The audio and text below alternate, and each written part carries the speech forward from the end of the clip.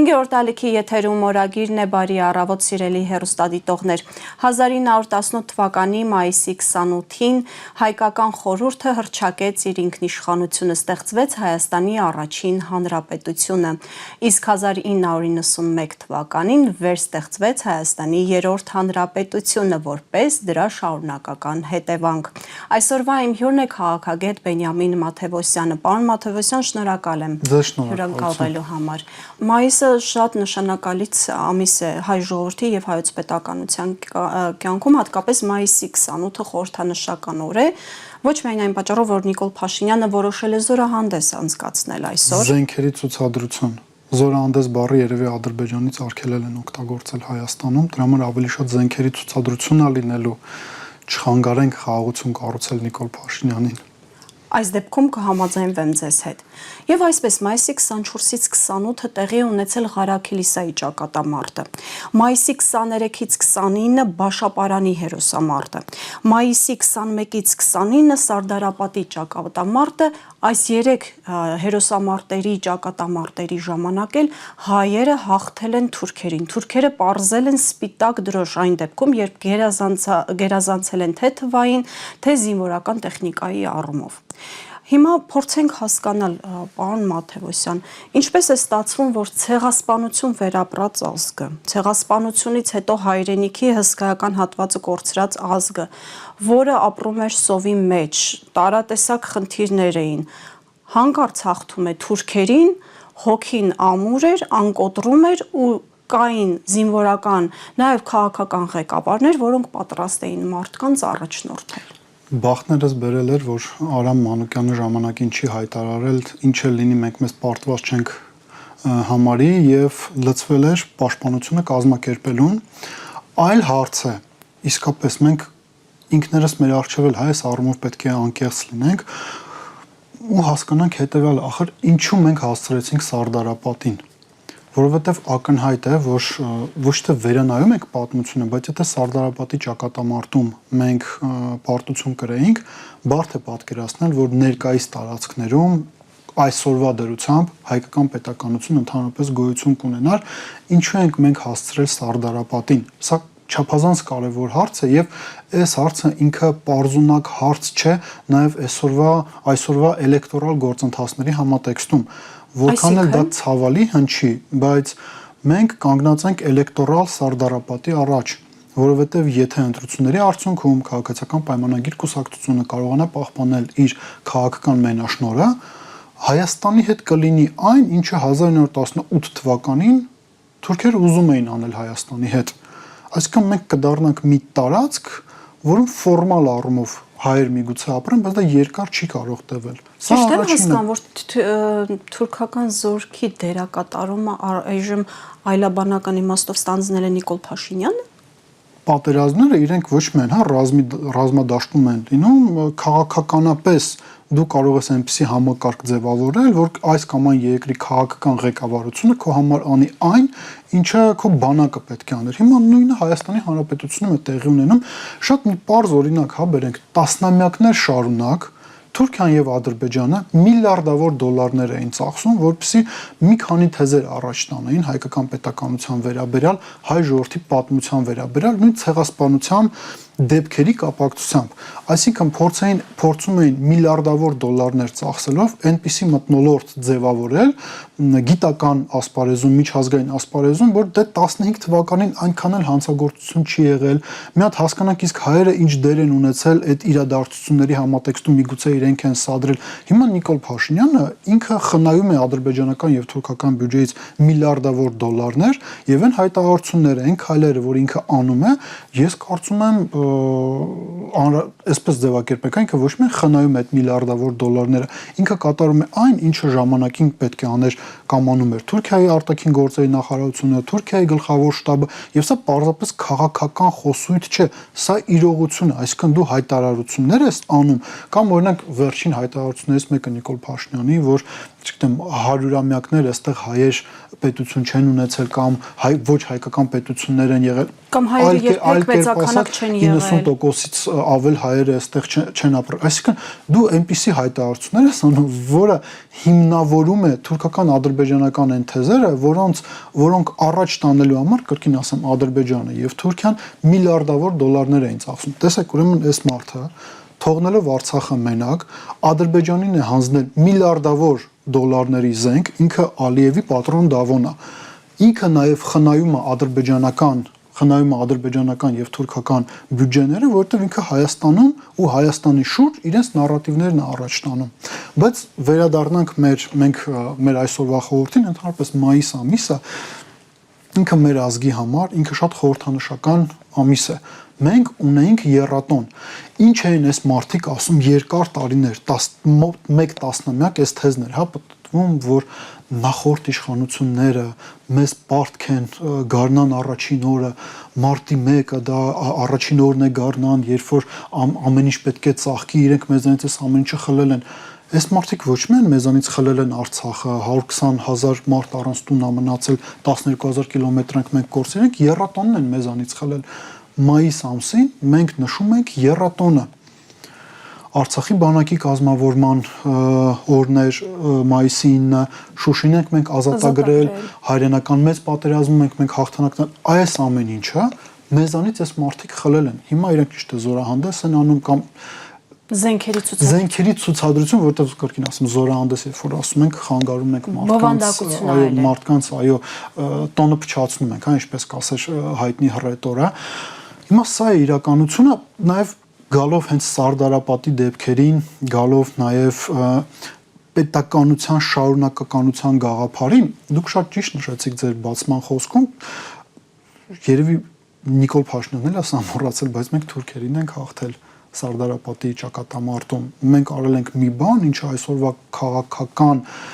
տրամաբանությանը հակասում է, իսկ շարունակականության առումով ես նշեմ հետևյալը, ես ցավով սա պետք է արձանագրեմ, բայց եկեք այսպես մեղմ ձևակերպենք։ Մարշալ Բաղրամյանը ինքը մասնակցություն է ունեցել նաև Սարդարապատի ճակատամարտին, գործուն մասնակցություն է ունեցել ու հետո ինքը եղել է այն մարդկանցից մեկը, ով գործուն մասնակցություն է ունեցել, հերոսական մասնակցություն է ունեցել նաև խորհրդային միության տարիներին նացիստական Գերմանիայի դեմ պատերազմում։ Լինում են դեպքեր, երբ որ երևի խոսքերը ավելորդ են եւ ավելի ճիշտ է դու այսպես ասած բնօրինակից լսես ինչ է կատարվել այն ժամանակ, ինչպես են իրենց դրսևորել հայերը եւ ինչպես են իրենց դրսևորել թուրքերը, որոնց նկատմամբ հիմա մի հատ նես քարոզ է գնում, որ տպավորություն այնպիսին է, որ իրենք անպարտելի են։ Մի հատ լսենք ինչ է ասում Մարշալ Բաղրամյանը Սարդարապատի ճակատամարտի վերաբերյալ։ Լսենք եւ թարմացնենք։ Сардарапада обороняли части 1-й и 2-й армянских стрелковых бригад, которые имели очень небольшие силы. Я наблюдал несколько раз, как стрелковые цепи этого полка наступали по равнине против высот, которые занимали турецкие войска, цепи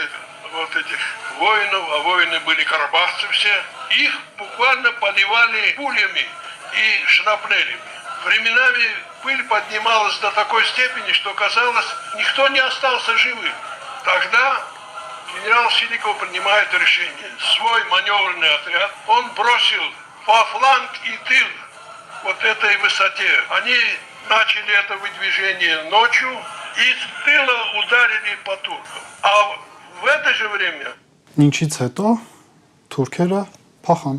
Խնդրենք մեր հարգելի հեռուստադիտողներին, YouTube-ում այս տեսանյութը ամբողջությամբ կա, մտնեն, տեսնեն, հասկանան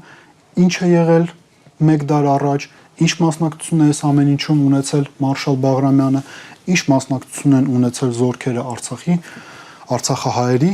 մասնակցությունը ինչպիսին է եղել եւ ուղղակի հետեւություններ անենք։ Վերջին Պարզապես այն ժամանակ հայերին ոչ ոք չի ասել թուրքերը շատ են փախեք։ Վերջին 1 դարում թուրքերը հայերի հետ պատերազմում հաղթանակ են ունեցել միայն այն ժամանակ, երբ որ Նիկոլ Փաշինյանն է ղեկավարել հայերին։ 1 դար հենց այդպիսին է իրողությունը, երբ որ Նիկոլ Փաշինյանը չի, մեղմ ասած ավարտը լրիվ այլ է լինում։ 44 օրյա պատերազմը, եթե մենք այլ ղեկավարություն ունենայինք, մեծ հավանականությամբ չէր սկսվի, 44 օրյա պատերազմը այլ ավարտ կունենար, եթե Նիկոլ Փաշինյանը մեզ չղեկավարեր։ Ես կարծում եմ, այս վերջին քարոզարշավը եւ Նիկոլ Փաշինյանի պորտկումները, հակաարցախյան նաեւ պորտկումները, որ ասում են ինչի չեք գնացել, չեք զոհվել, բարձրուն տատու հեքիաթները, որ այստեղ պատմում են, ասում են, որ մենք հաղթում ենք, հասել ենք Բաքու, մարդիկ մտածում են, որ մենք հայ-հայը հասնում ենք Ստամբուլ։ Դրա համար հանգիստ մարդիկ իրենց կյանքով էին ապրում, այլ ոչ թե գնում էին զոհվել։ Իդեպ ի վերջո պատերազմը ոչ թե զոհվելու մասին է, այլ հաղթելու մասին է։ Ոչ թե դու պետքա զոհվես, այլ թշնամիտ պետքա զոհվի։ Սա եւս շատ փիլիսոփայական առումով ցույց է տալիս, թե իրենք ինչպես են անցալում իրողությունները Հայաստանի եւ հայերի շուրջ։ Եվ այս մեր քննարկածի ֆոնին զենքերի ցուցադրությունը ավելի շատ ինչի բովանդակության մեջ է մտնում Նիկոլ Փաշինյանի քարոզարշավի, թե այնուամենայնիվ ուզում է արդարացնել այն հայտնի տխրահռչակ 8 միլիարդը, որ գումարվել է մեզ վրա նաև արտաքին պարտքի տեսքով։ Ինքը ինչ էլ ցույց տա, ինքը միևնույնն է չի կարող 8 միլիարդի զենք ցուցադրել։ Ավելին, ես այսպեսի մի ձևակերպում անեմ, թող անկեղծ ասեն, իրենք մեր ռազմավարական դաշնակցին դիմել են խնդրանքով, որ ինքը եւս մասնակցի այս զորահանդեսին, որոշակի զինտեխնիկա ցույց տալու առումով։ Այնտես հարցի Ինչու է դա կարևոր, պարոն Մարտիրոսյան։ Սա կարևոր է հենց այդ 8 միլիարդ պարտքի համատեքստում, որ ինքը ասում է 8 միլիարդի զենք են գնել, երկրորդը, տեսեք, բոլոր առումներով էլ իրենք աշխարհաքաղաքական եւ այլ առումներով տկլոր են եւ բոլոր դեպքերում էլ գիտակցելով այդ մերկ լինելը, իրենք փորձում են տարբեր կերպ օգնություն խնդրել մի կողմից, որին բոլոր հնարավոր ձևերով քարկոծում են, քննադատում են, ընդհանրապես այս քարոզարշավի ժամանակ երկու թշնամի կա քաղաքացիական պայմանագրի մոտ, դա արցախցիներն են եւ Ռուսաստանի Դաշնությունը։ Արձանագրենք այս ամեն ինչը ու եւս մի արձանագրում անենք, մենք հիմա Հանրապետության հրապարակի հարակից հատվածում ենք գտնում, այսպես ձևակերպենք, կարծում եմ դուք էլ եք այդ զինտեխնիկան եւ այլը տեսել, Հայկը մի տեսակ sense ժողովրդական լեզվով ասած պալպալցրած մաքուր է, չէ՞, այդ զինտեխնիկան։ Ինչու՞։ Իսկ միգուցե այն պատճառով, որ որոշ զինտեխնիկան նաև օրինակ 20 թվականին կար, բայց ինքը անգարներից դուրս չի եկել։ Այսինքն ինքը չի ծառայել իր հիմնական նպատակին։ Դրանով է պայմանավորված, որ ամեն ինչ մաքուր, գեղեցիկ, կրկին ասենք պալպալցրած տեսքով բերել են Հանրապետության հրապարակ։ Ես 3 զավակ ունեմ։ Այսինքն կարող ենք հարցականի տակ դնել։ Ես 3 երեխա ունեմ, որոնցից 2-ը տղաներ են։ Ես չեմ ուզում, որ իրանք զոհվեն պատերազմում, բայց ես նաև հասկանում եմ, ինչի համար է ընդհանրապես պետությանը բանակ անհրաժեշտ։ Զորահանդես, եթե դու անում ես, բայց զորավարժություններ չես անում, այստեղ հարց առաջանում, թե ընդհանրապես դու ինչ ես անում։ Հիմա ինչ տարբերություն զորահանդեսը, թե Snoop Dogg-ի համերգը։ Որովհետեւ դու մարդկանց ուզում ես զբաղացնես, չէ՞, ուղղակի մի փոքր երևի էմոցիոնալ է մեր զրույցը ստացվում, բայց իրավիճակն էլ այնպեսին է, որ դժվար է էմոցիաներից զերծ մնալ։ Իդեպ նշեցիք զորավարժությունների մասին, հարկ համարենք նշել, որ Ադրբեջանն ու Թուրքիան համատեղ կամ Ադրբեջանը այլ երկրների հետ համատեղ 2020 թվականից անդադար զորավարժություններ են ապրիլին Հեյդար Ալիևի անվան զորավարժություններ են անցկացրել Կարսում։ Նախիջևանում էլ նախատեսում են արևմտյան վերադարձ արևմտյան Ադրբեջան փառատոն անել, եւս մի կարևոր նպատակ այդ փառատոնի հետ կապված, տեսեք 2023 թվականին տեղի ունեցան Երևանի ավականու ընտրությունները եւ այդ ընտրություններից 1-2 օր հետո Ադրբեջանը սկսեց ռազմական գործողություններ Արցախի հանրապետության նկատմամբ էթնիկ զտում սկսեցին իրենք Արցախում իրականացնել, ուսը տրամաբանական հարց առաջանում, լավ, իսկ ինչու հենց այդ օրերը ընտրվեցին, այսինքն ամսի 19-ը, 20-ը, որովհետև իրենց պետք էր, որ ընտրությունները Երևանում այնպես ավարտվեին, որ քաղաքացիական պայմանագիր կուսակցությունը պահպաներ իր քաղաքական մենաշնորհը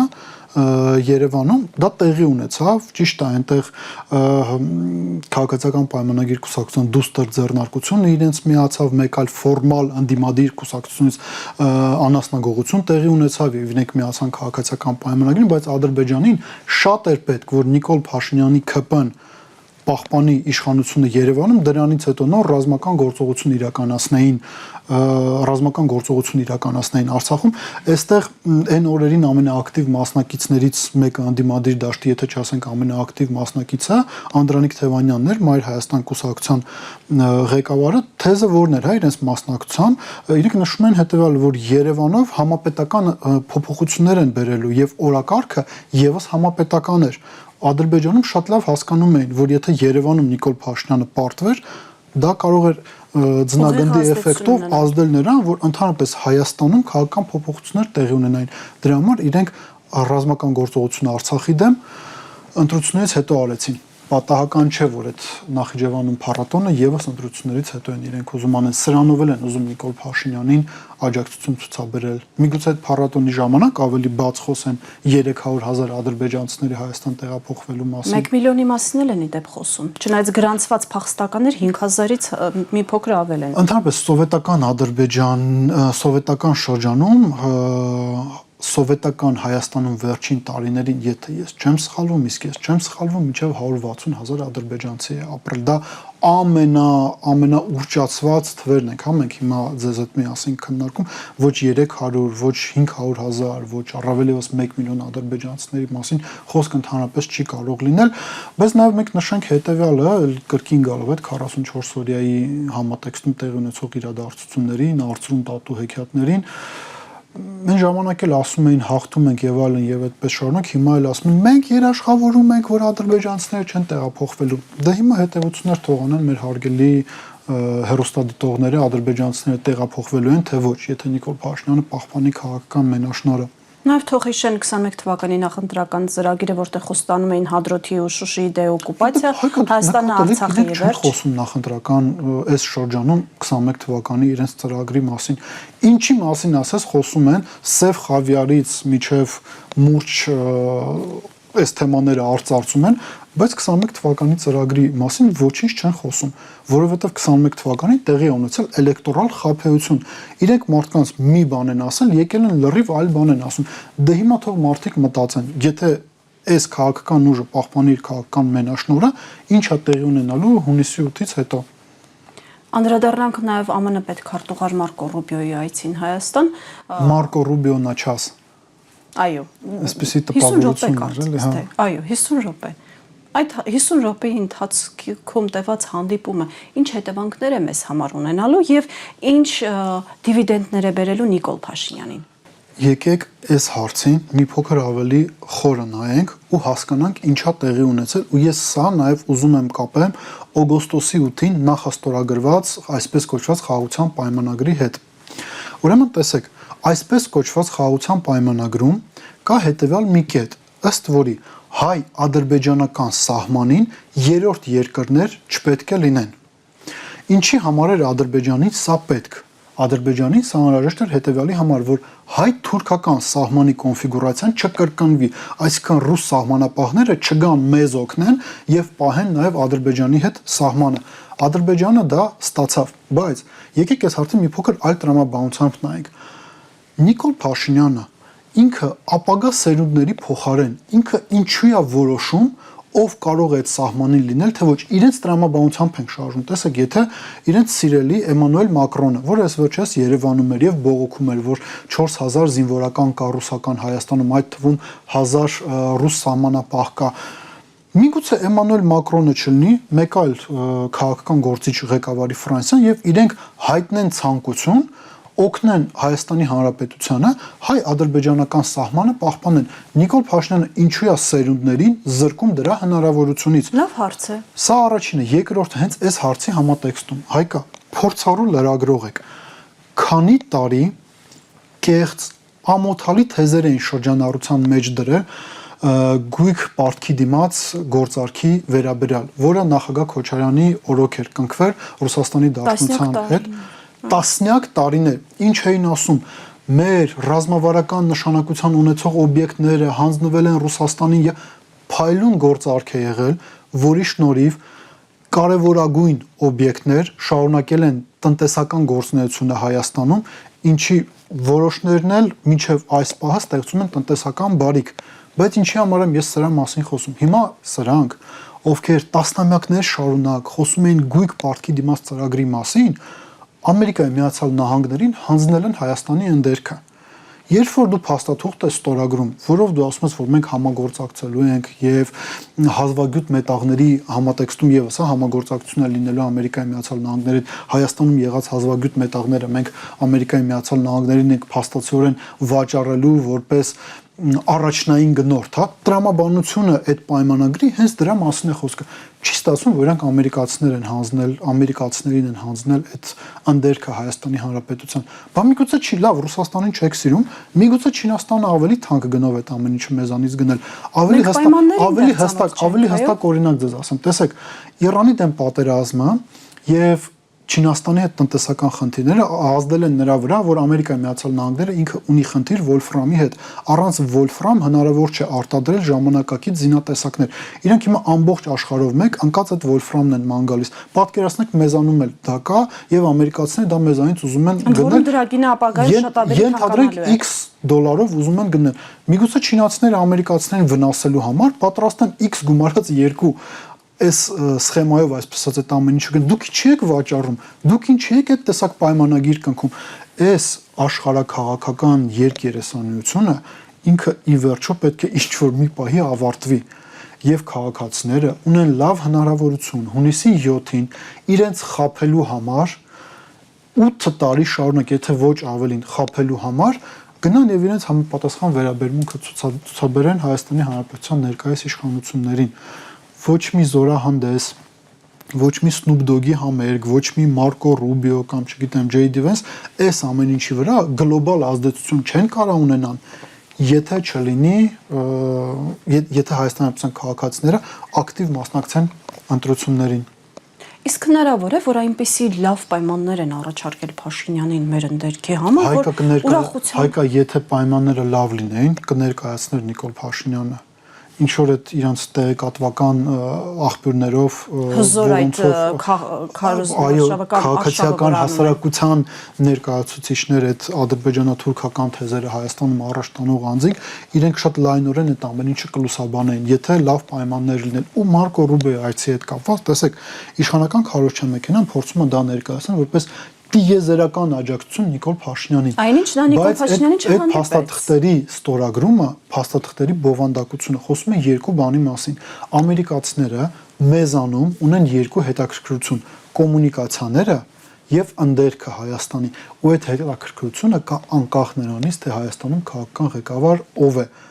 Նիկոլ Փաշինյանը թե Բենյամին Մաթևոսյանը իրենք ապահովագրում են իրենց ակտիվները անկախ նրանից թե ով է Հայաստանի Հանրապետությունը ղեկավարելու։ Այլ հարց է, որ մեր հարգարժան ընդդիմությունը չի կարողացել այս թեզը քաղաքացիներին ներկայացնել, որ Ժորժ ջան, նույնիսկ ամերիկացիներ ունեն կասկած նրա վերաբերյալ, որ այս մարդը վերընտրվում է։ Իրանք հիմա փորձում են մեր սենունդների հաշվին ամրագրել իրենց ակտիվները։ Այսինքն այս համաձայնությունը հենց դրա մասին էր։ Այսինքն եկող իշխանությունը հուսանք, որ ոչ Նիկոլ Փաշինյանը չի կարողանա այլևս հետ կանգնել այս համաձայնությունից, այլ մեր քաղաքացիների մացակարարման անհնար բան իհարկե գոյություն չունի, բայց նա մաքսիմալ բարդացրել է ամեն ինչ։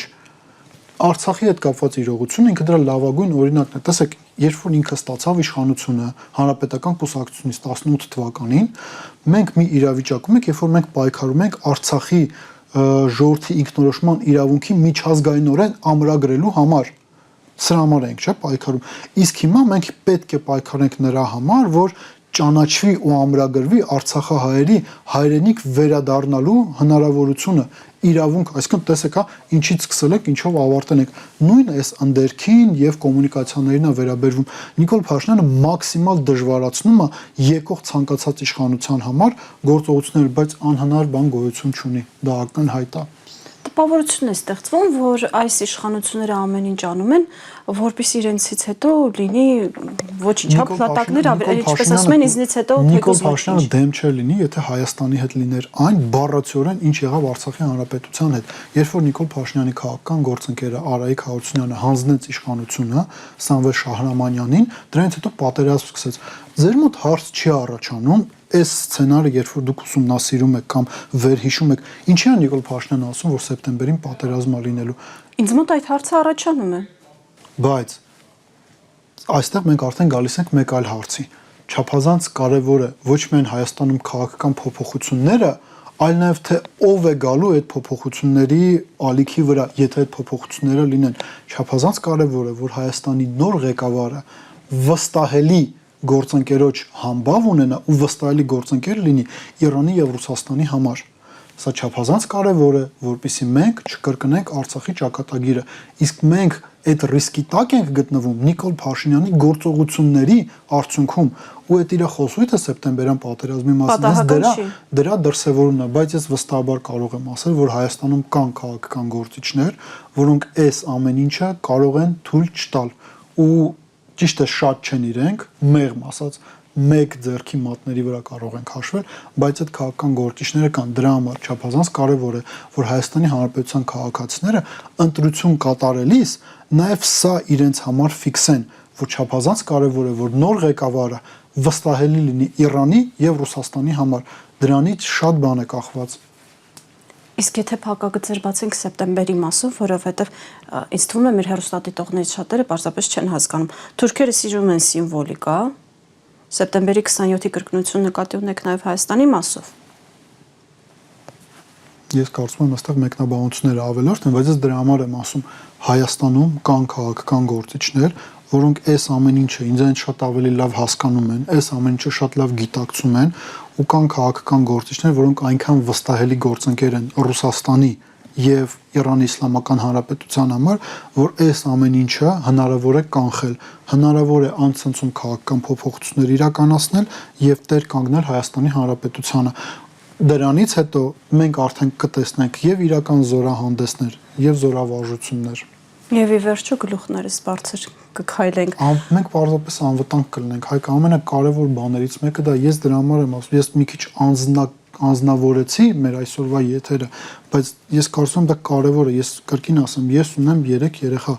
եւ ես ուզում եմ իրենց հետ ապրել Հայաստանի Հանրապետությունում, բայց ես հասկանում եմ, որ եթե քաղաքական փոփոխություններ Հայաստանում չլինեն,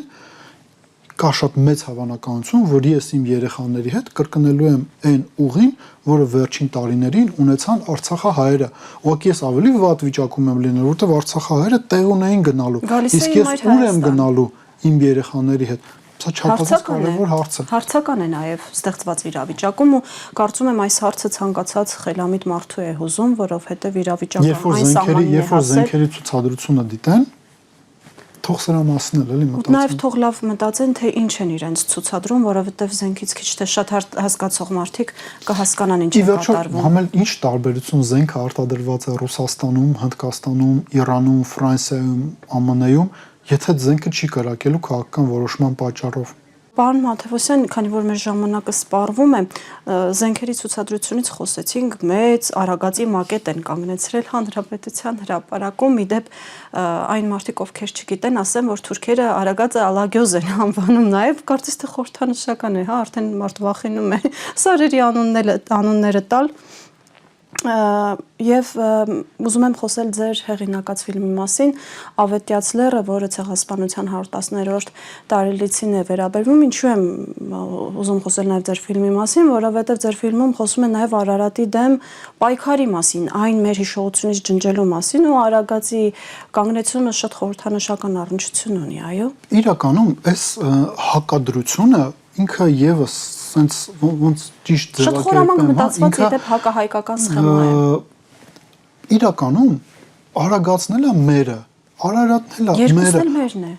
Սիրում ես Արագածը, Արագածի նկարը կախի, սիրում ես Արարատը, Արարատի նկարը կախի, բայց երբ որ մենք ասում ենք մերը, դա չի նշանակում, որ մենք հիմա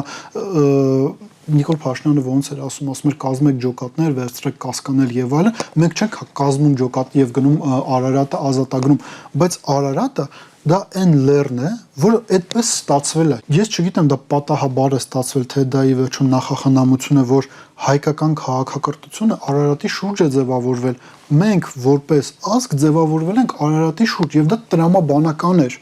Դա շատ տրամաբանական էր։ Ու նաեւ ինչն է, հա, շատ հատկանշական, սրա մասին հաղորդման սկզբում խոսեցինք, այն ինչի վրա թուրքերը հարյուրամյակներ շարունակ միլիարդավոր դոլարներ էին ծախսում, Նիկոլ Փաշինյանը այդ ամենը շատ հանգիստ անում է, ինչ եմ ասում, ոչ թե տասնամյակներ, այլ հարյուրամյակներ, խորհրդային միության տարիներին թուրքերը օրինակ պայքարում էին նրան, որ խորհրդային Հայաստանի զինանշանի վրա չլինի Արարատը եւ սովետական միությունից եղավ շատ հետաքրքիր պատասխան կոմունիստները ասացին, որ Լուսինն էլ ձերը չէ, ինչու է Լուսինը ձեր երկրի դրոշի վրա, այսինքն կոմունիստները, որոնց դեմ հիմա Նիկոլ Փաշինյանը քարոզ անում եւ այլն եւ այդպես օրինակ, իրենք կարծում են, որ Արարատը դա տրամաբանական է, որ որպես հայկական քաղաքակրթության մի մաս լինի հայկական զինանշանի վրա։ Սա ոչ թե, չգիտեմ, տարածքային նկարտումների դրսևորում է, սա հայկականության դրսևորում է։ Եվ հենց սրա մասին է մեր ֆիլմը եւ ես կարծում եմ այսօր հենց այն օրերից մեկն է, որ արժի նայել այդ ֆիլմը եւ մտածել են հարցի վերաբերյալ, որը մենք տալիս ենք ֆիլմի ամենավերջում։ Այդ հարցն էլ պետք է պատասխանել հունիսի 7-ին։ Պարոն Մաթևոսյան, շնորհակալ եմ բովանդակալից ու հետաքրքիր զրույցի համար։ Հարգելի հեռուստադիտողներ, օրագրի ժամանակը սպառվեց, հաջողություն։